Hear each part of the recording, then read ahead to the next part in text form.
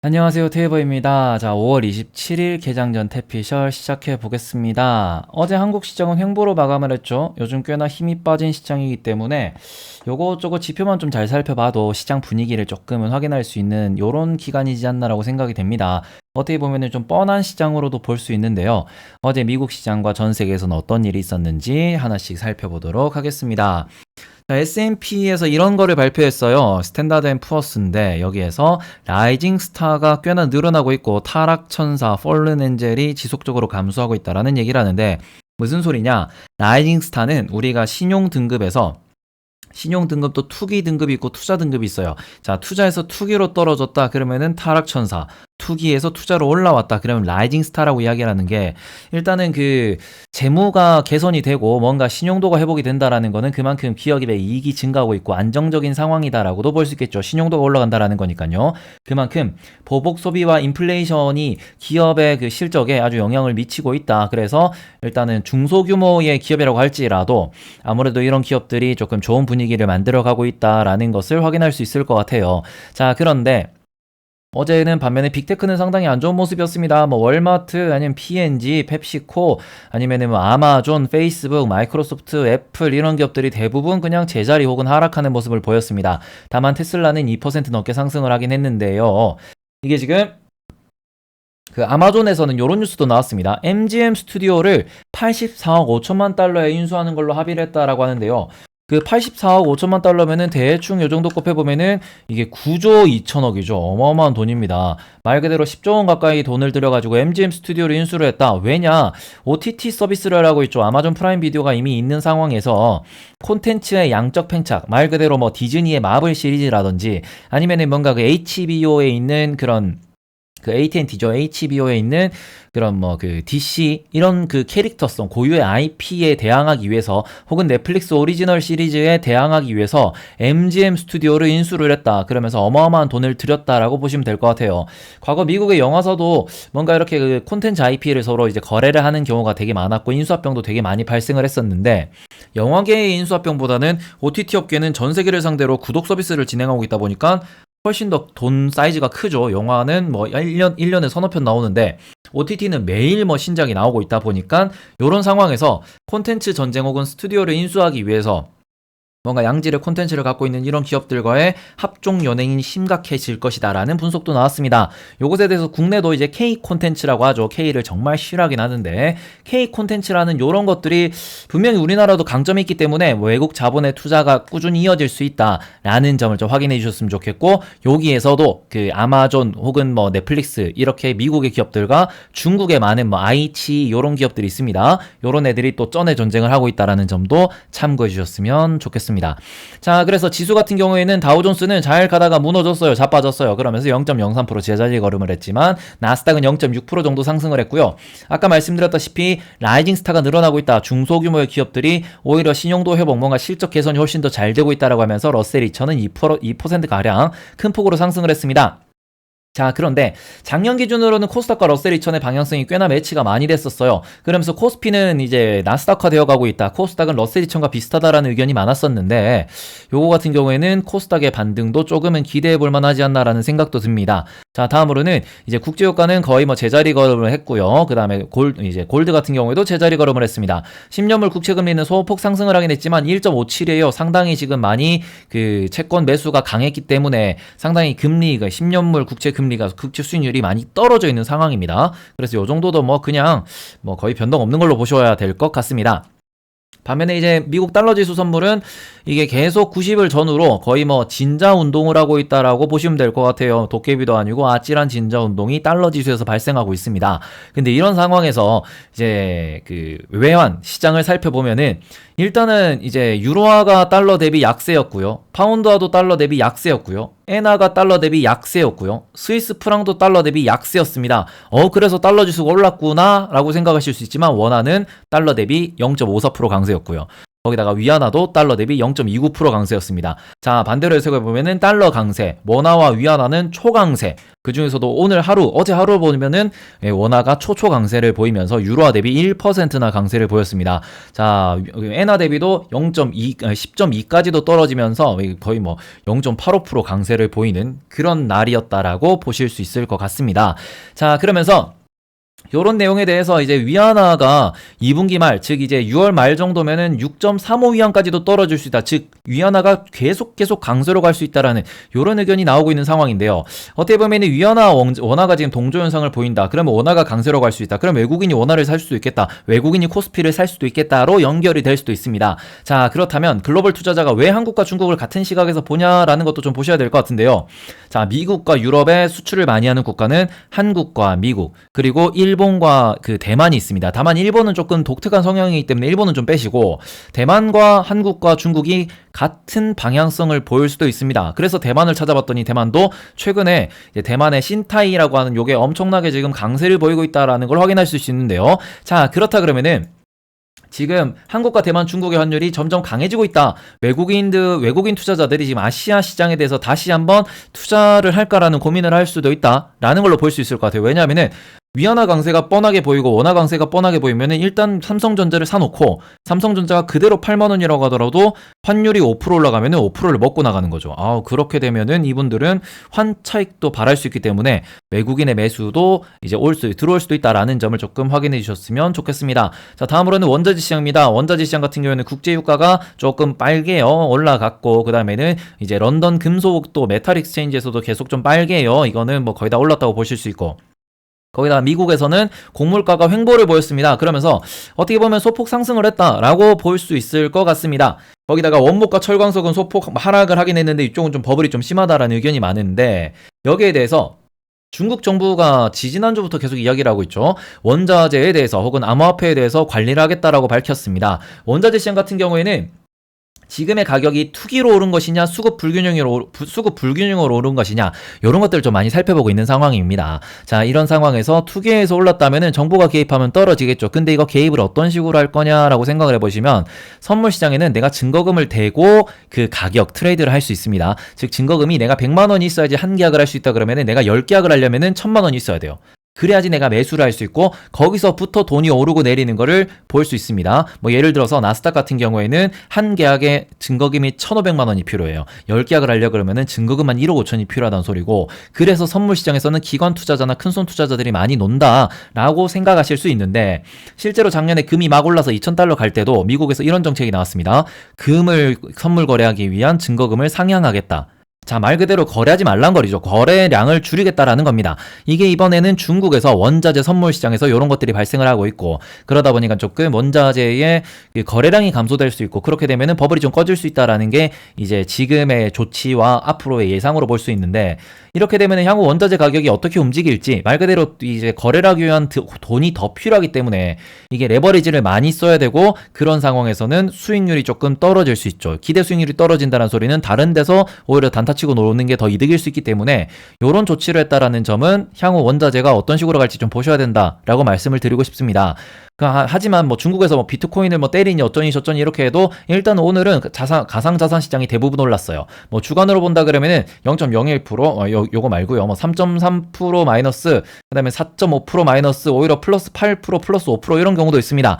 다만 이제 지난 한 주 동안 그러니까 딱 일주일 전이죠. 이제 블랙 웬즈데이라는 이야기도 많이 하셨던데 자, 지난 한 주간 워낙 처참하게 떨어졌죠. 특히 지난주 수요일 날 완전히 뭐 30%가 깨져버렸기 때문에 뭐 고점 대비 요런 걸 보시면은 그냥 일주일 동안 열심히 버텨냈다. 그래서 비트코인이 지금 일주일 전 대비 마이너스 0.8% 수준이다. 일주일간 버텼으니까 앞으로는 이제 리셋이다. 오를지 내릴지 또 모른다라고도 접근을 하셔야 될 것 같아요. 자, 그러면서 이게 지금 분석 이런 것도 나왔습니다. 오늘 미국 증시가 좋았어요. 그리고는 오늘 그 비트코인도 좀 올랐죠. 이러다 보니까 가상자산 시장이 이제는 미국 증시에 영향을 받는다라는 이런 분석도 나왔습니다. 비주류 자산이 아니다. 근데 저는 이걸 좀 다르게 생각을 하는 게 미국은 올랐어요. 비트코인이 올랐고. 근데 한국은 떨어졌죠. 게다가 캐나다는 올랐을지 모르겠지만 영국 뭐 닥스 지수 이런 데 다 뭐 독일이나 영국 거기다가 뭐 유로스톡스 다 떨어졌어요. 프랑스 깍크 지수도 0.02%밖에 못 올라갔고요. 스페인이나 뭐 이탈리아 같은 데도 다 하락을 했다라는 점. 유럽이 떨어졌습니다. 자, 그러면은 오히려 유로스톡스가 0.11%나 하락을 했는데 이게 비트코인과 어떤 상황이 있을 것이냐. 유럽은 비트코인을 안 하나? 할걸요?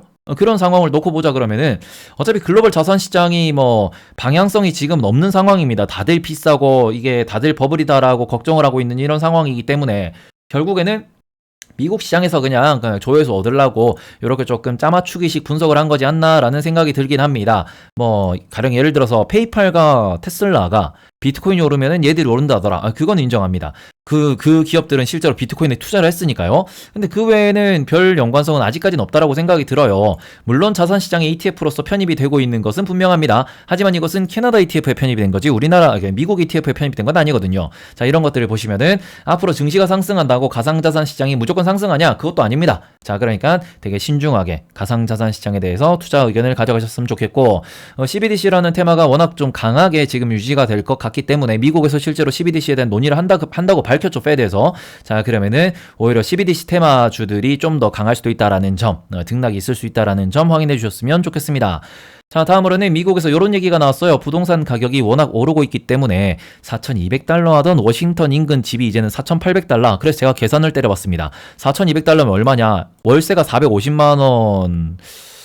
아니, 아무리 미국이 돈이 많고 미국이 아무리 부자고 잘 나가는 국가라고 하더라도 한 달에 450만 원의 그 월세를 낼 정도면 이 정도면 초호화 고급 주택 아닐까요?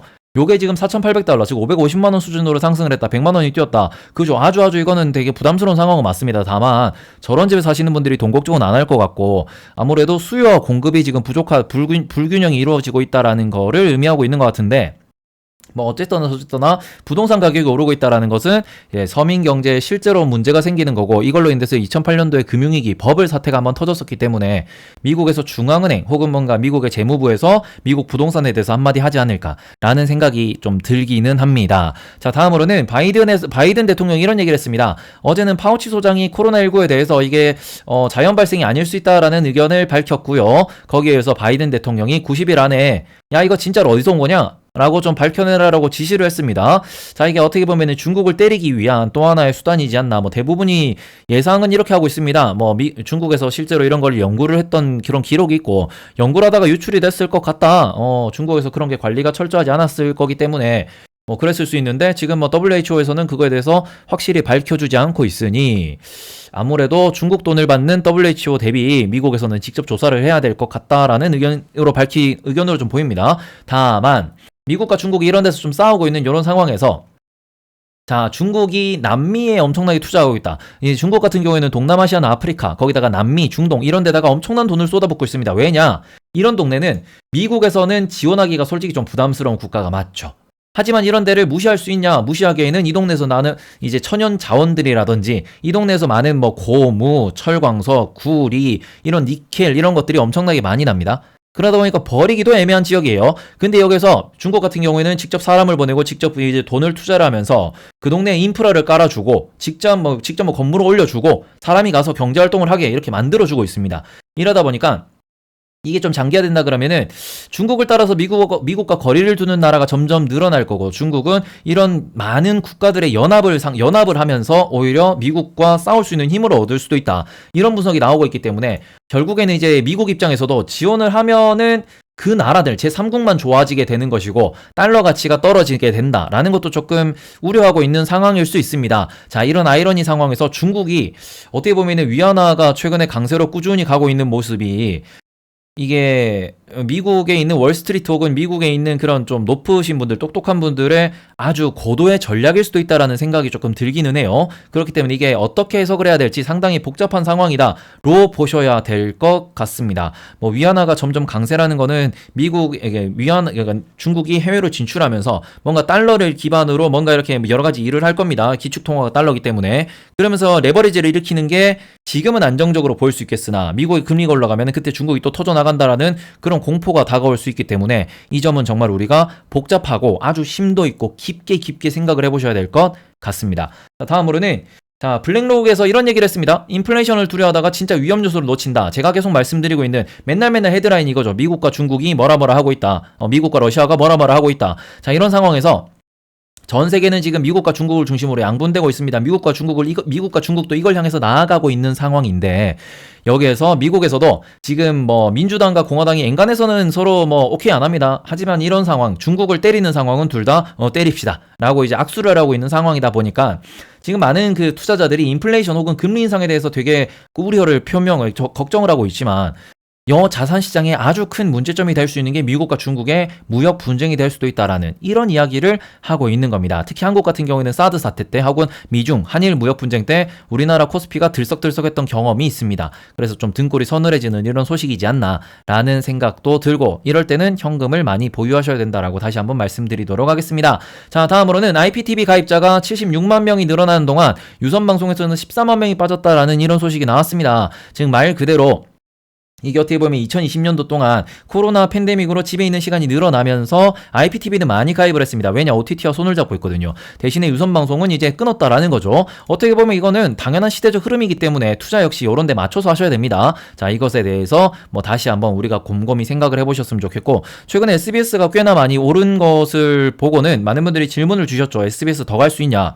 더 갈 수는 있어요. 투자 심리가 그쪽으로 이제 돌아가 있고 실적이 늘어나기 때문에 말 그대로 실적이 올라가는 것에 있어가지고 투자를 하시는 그런 분들은 투자를 하고 이제 심리적으로 가치를 보면서 주가 차익을 노리는 분들은 많이 이제 도전을 하실 거라고 생각을 합니다. 다만 시대가 SBS가 아니다라고 하면은 결국 떨어질 종목이라고 생각을 하면은 어차피 투자할 가치는 없지 않나 라고도 보이기 때문에, 뭐 개인적인 의견이니까 이런 식으로 시대가 장기적으로 움직이면은 이게 5년 뒤, 10년 뒤까지도 보면은 지금이 올라가는 게 영원할 수 있냐? 계속 이게 힘있게 올라갈 수 있냐? 라는 점도 투자할 때 항상 좀 참고해 주셨으면, 생각해 주셨으면 좋겠습니다.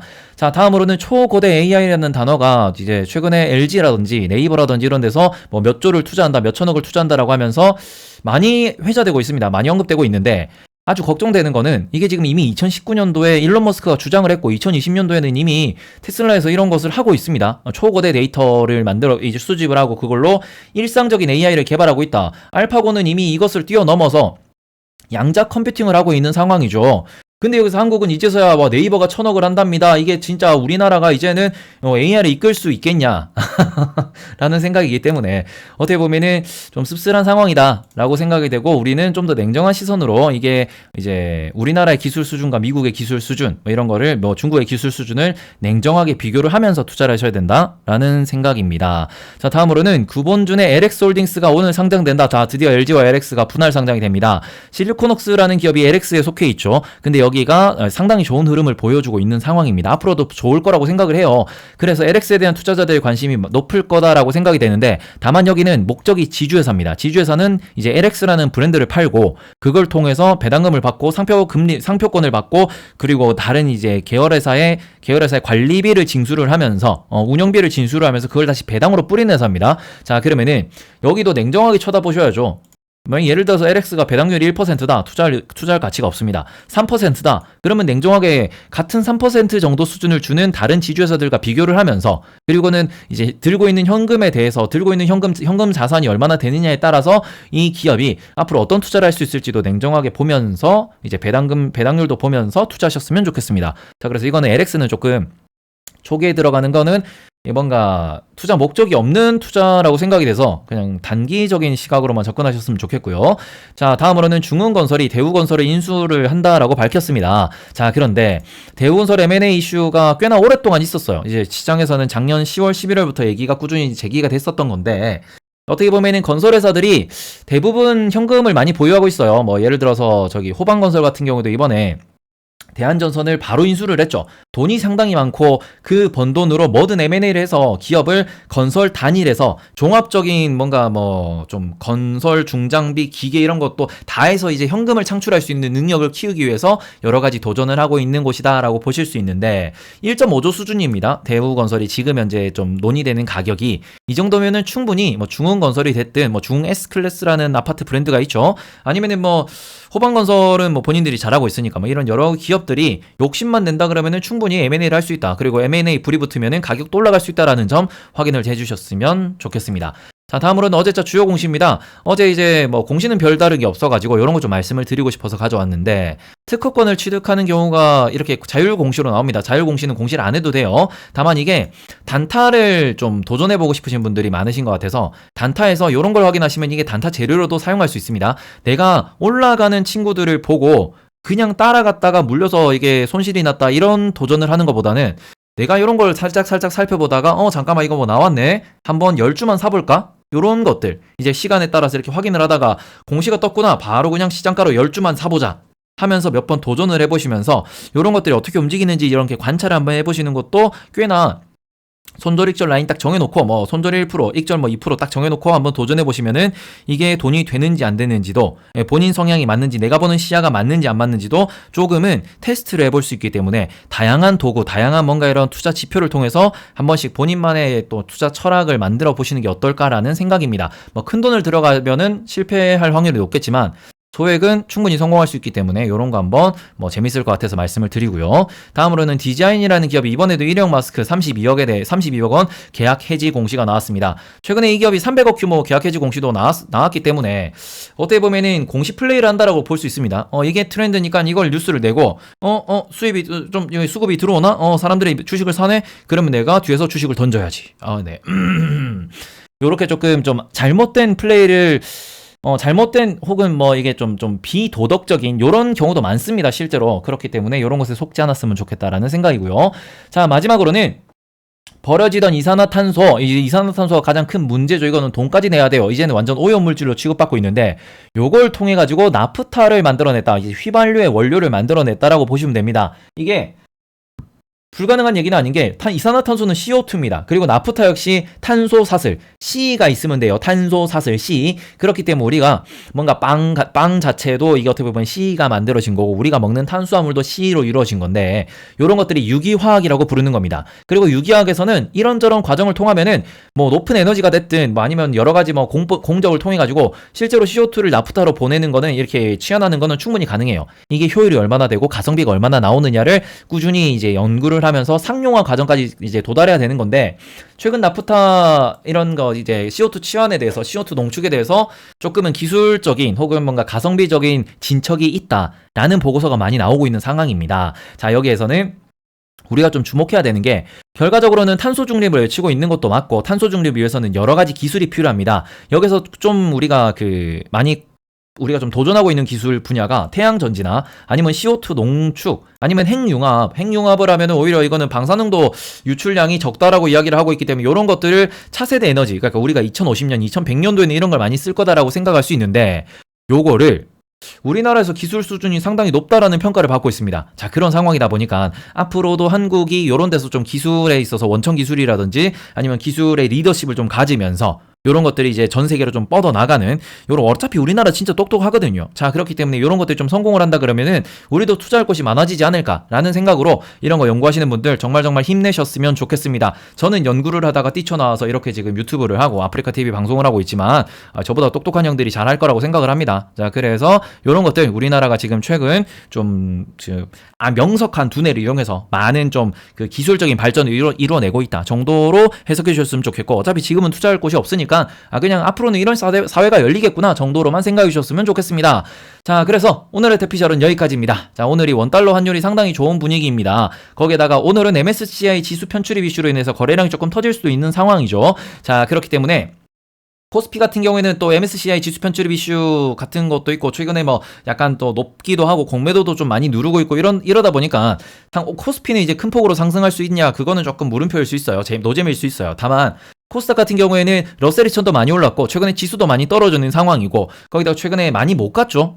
공매도 이후로도 꾸준히 계속 하락만 했기 때문에, 요런 상황에서는 최근 2차 전지 관련돼서도 좋은 소식이 많이 나오고 있고, 거기다가 플랫폼 관련돼서 혹은 CBDC 관련돼서도 다양한 코스닥 상장사가 연계되어 있는 점도 있고, 뭐 거기에다가 바이오 같은 경우에도 최근에 좀 좋은 흐름이 나오고 있죠. 이러다 보니까 조금은 코스닥에서 오늘은 좀 좋은 분위기가 나지 않을까라는 그런 예상을 오늘 감히 한번 해봅니다. 이번 주에 제가 좀 타율이 좀 좋기 때문에 한번 감히 한번 해보도록 뵙도록 하겠습니다. 자, 그럼 오늘 저녁에도 웃으면서 좀 뵙도록 하겠고요. 제가 오늘 낮에 이제 점심시간 즈음에 인터뷰 이제 홍보 영상, 광고 영상 촬영이 있어가지고 조금은 오늘 밤 방송이 늦어질 수도 있다라는 점 미리 좀 말씀을 드리도록 하겠습니다. 최근에 제가 진짜 너무 바빠가지고 이번 주는 지금 계속 지각을 하는 것 같은데 형들 이번 주만 좀 봐주세요. 제가 다음 주부터는 라이브 방송 정말 늦지 않게 빵빵한 컨텐츠로 또 여러 가지 또 컨텐츠를 준비하고 있어. 다들 알고 계시죠? 그렇기 때문에 또 좋게 또 제가 또 찾아뵙도록 노력하겠습니다.